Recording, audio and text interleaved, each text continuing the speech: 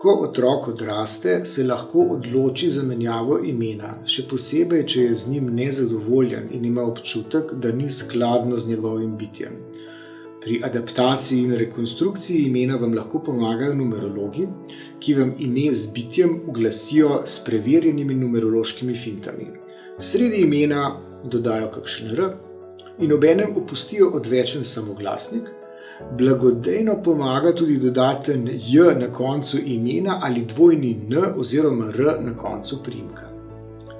Menjavi priimka najpogosteje ni vzrok nezadovoljstva z njim, ampak ji botruje sklenitev zakonske zveze.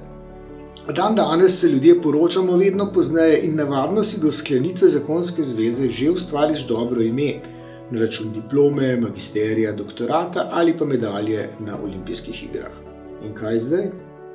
Najbrž se dobrega imena ne izplača kar zavreči in z novim priimkom začeti z dna.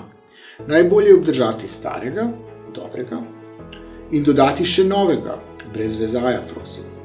Ali da se zakonca vzamete vzajemno, s priimkoma. Otrok se ponavadi piše le po očetu, sicer bi v nekaj generacijah zaradi grmadenja priimkov morali imeti precej večje osebne izkaznice. A materam polagam na srce, naj se piše po očetu le, če vas poroči. Če se otrokov oče zakonu z vami izogiblje, dajte otroku svoj priimek in pika. Saj ste ga 9 mesecev pod srcem nosile, se 10 kil zredile in ga v potu lastnega rjovenja rodile. Oče je svoje užitkoma opravil v hipu. To pa ni vredno priimka za vse življenje.